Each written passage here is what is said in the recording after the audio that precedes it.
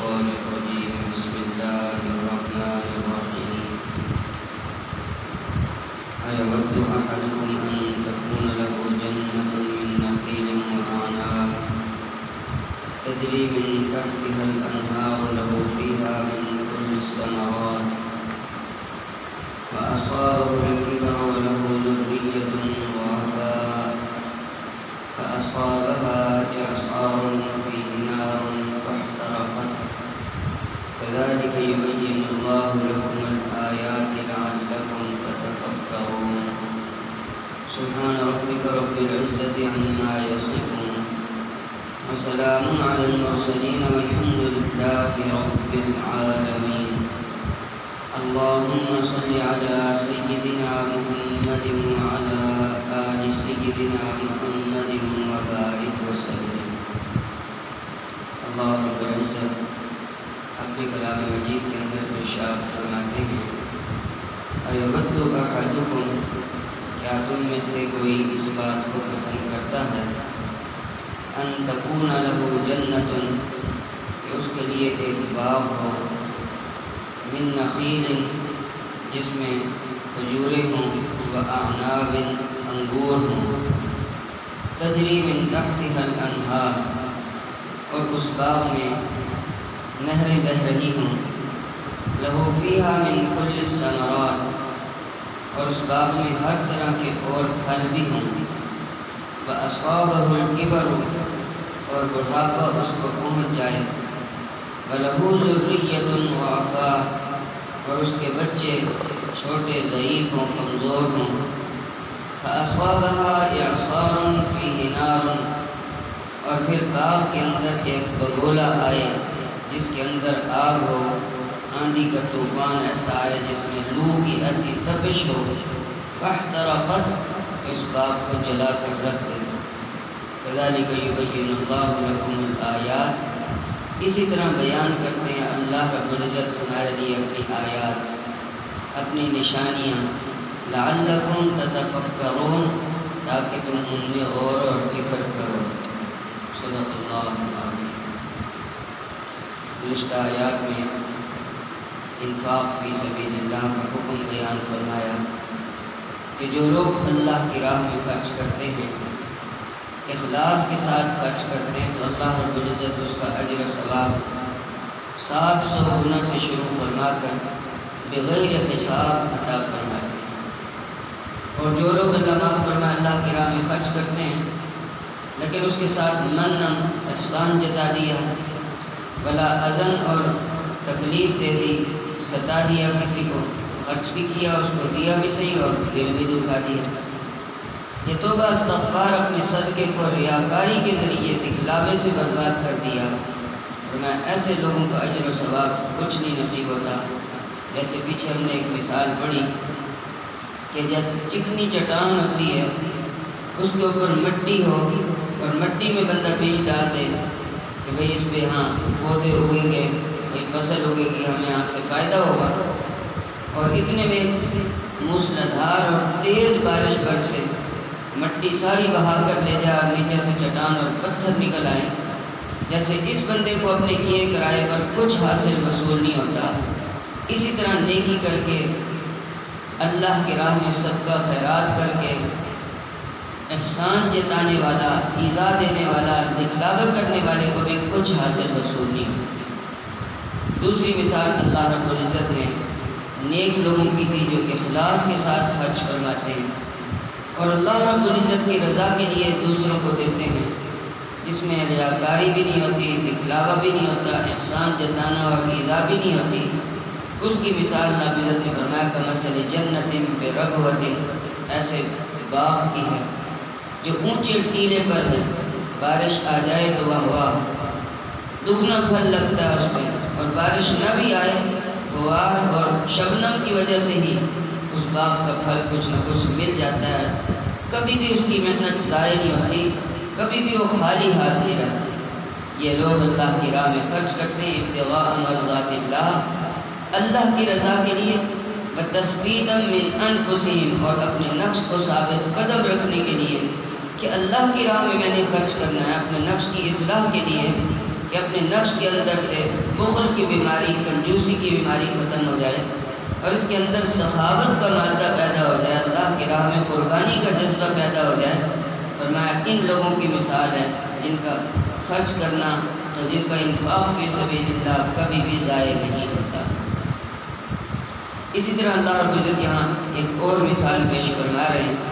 ان لوگوں کی ہے جو اپنے صدقات کو ضائع کر دیتے ہیں ریاکاری کی وجہ سے، دکھلاوے کی وجہ سے، یہ احسان جتا کر، تانے مار کر، یہ تکلیف دے کر، ایذا دے کر اپنے انفاق کو ضائع کر دیتے ہیں۔ اللہ رب العزت نے ان کی مثال بیان فرمائی کہ کیا تم میں سے کوئی شخص اس بات کو پسند کرتا ہے؟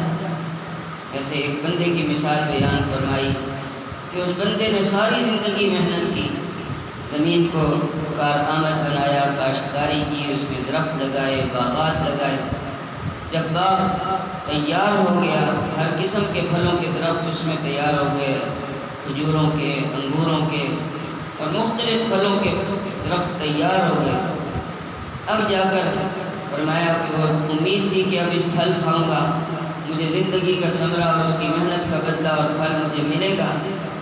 اور بچے ابھی چھوٹے چھوٹے ہیں، وہ اس کی مدد نہیں کر سکتے، اب اس کی ایک ہی امید ہے کہ یہی پھل مجھے آئے گا اور میرے گھر کا نظام چلے گا، میرے بچوں کا گزارا ہوگا۔ اچانک اللہ معاف فرمائے توبہ استغفار، ایسی آندھی اور طوفان آیا، سخت گرمیوں کے موسم میں ایسی لو چلی جس میں بگولا تھا، فیہ نار، آگ کی طرح جھلسانے والی، ایسے گرمیوں کے اندر سخت آگ ہوتی ہے، اتنی گرم ہوا ہوتی ہے کہ انسان کا جسم ایسے تپ رہا ہوتا ہے توبہ استغفار۔ اس لیے حضور نبی کریم صلی اللہ علیہ وسلم نے ارشاد فرمایا ان شدت الحر من فیح جہنم،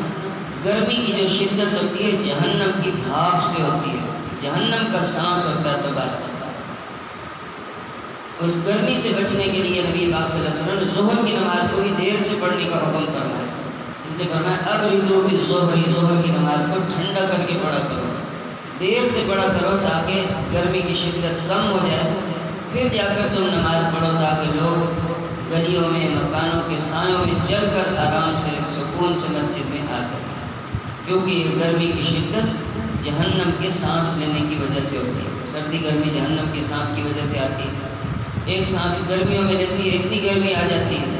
اور ایک سانس سردیوں میں لیتی ہے اتنی سردی آ جاتی ہے۔ توبہ استغفار، یہ دونوں عذاب ہے جہنم کے، استغفر اللہ، اس کی ایک جھلک دنیا کے اندر بندوں کو دکھا دیتے ہیں کہ ایک سانس اور اس کی اتنی سی تپش ہم برداشت نہیں کر سکتے، تو جہنم کی آگ کو اور اس کے عذاب کو کیسے برداشت کریں گے؟ توبہ استغفار۔ تو یہاں بھی اللہ رب العزت نے اس آگ اور اس گرمی اور اس بگولے کا ذکر فرمایا کہ جس کے اندر آگ تھی، توبہ استغفار، جس نے سارے باغ کو جلا کے رکھ دیا، استغفر اللہ۔ اب بتاؤ اس بندے کا کیا حال ہوگا کہ ساری زندگی کی محنت خاک میں مل گئی، اور بچے بھی چھوٹے چھوٹے ہیں کہ اس کی مدد کریں۔ آپ جوان بچے ہوتے مل کر دوبارہ پودے لگا دیتے، دوبارہ باغ آباد ہو جاتا، دوبارہ زمین کی محنت کر لیتے، بچے بھی اب اس کی مدد نہیں کرتے، اور اپنی اس کی زندگی ختم ہو گئی، بڑھاپے کو پہنچ گیا، اس کے اندر بھی طاقت قوت نہیں کہ دوبارہ نئے سرے سے اس باغ کو آباد کریں۔ اور میں بتاؤ اس بندے کا کیا حال ہے؟ اس بندوں کا، اس بچوں کا سہارا کیا تھا؟ یہی باغ تھا، ساری زندگی محنت کر کے اس نے اس پر لگایا تھا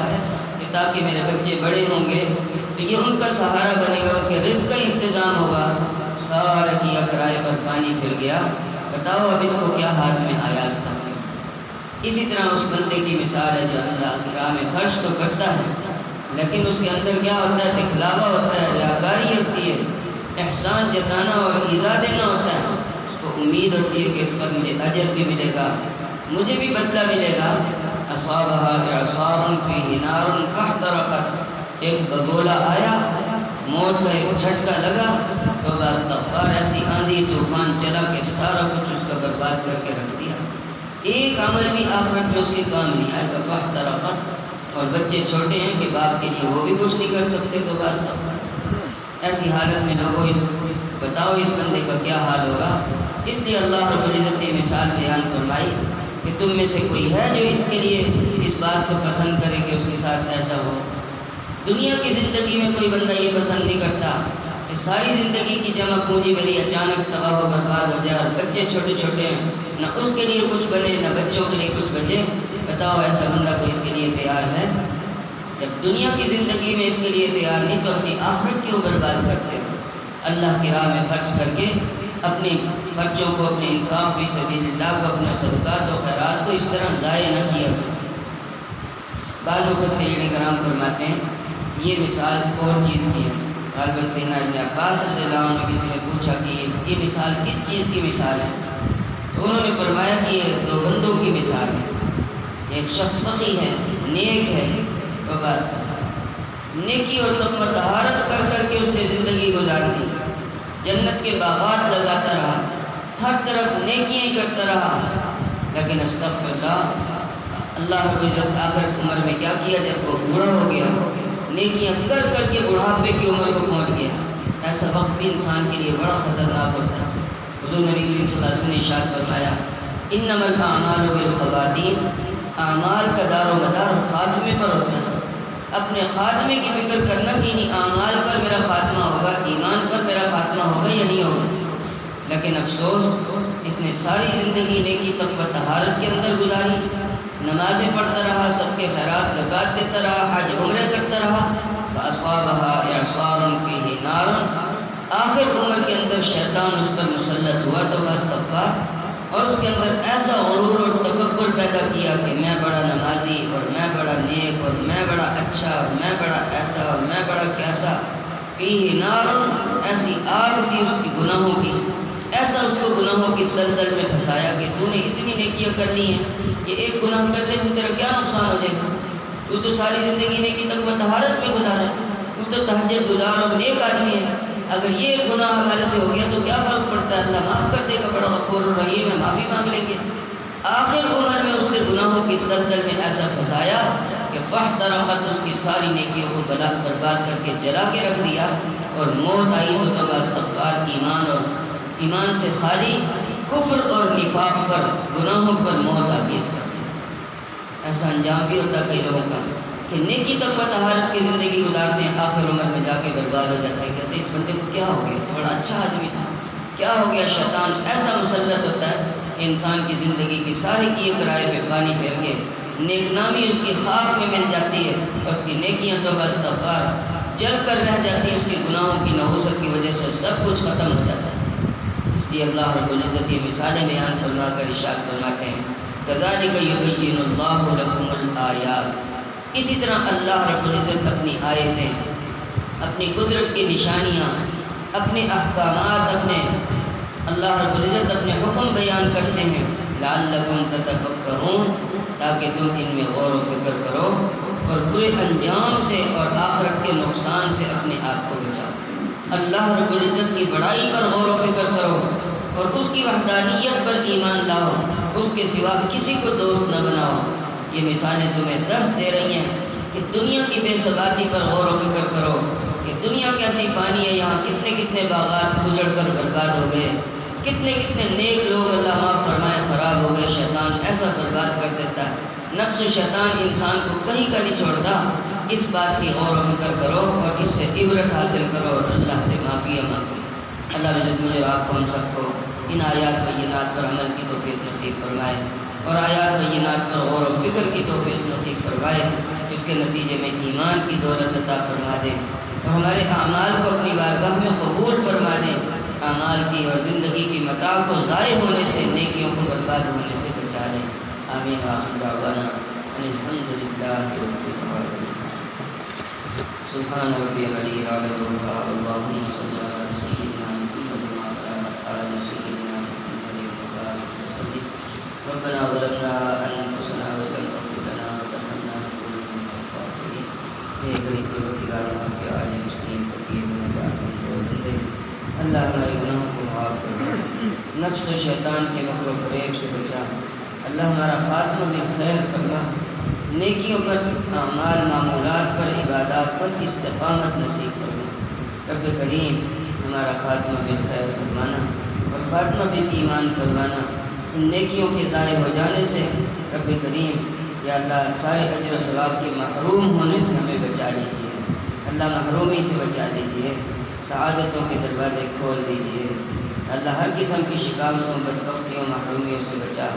اور سعادتوں کے راستوں پر چلنے کی توفیق عطا فرما اور اپنے نیک باغ نیک وقت لوگوں میں شامل فرما۔ کریم آقا ہماری دعاؤں کو قبول فرما۔ رب کریم جو مانگا وہ بھی عطا فرما۔ رب ذوالجلال جو نہیں مانگ سکے آپ اپنے فضل و کرم سے بھی نصیب فرما۔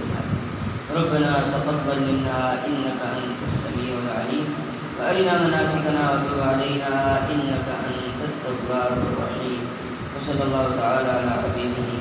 سيدنا ومولانا محمد وآله وأصحابه أجمعين برحمتك يا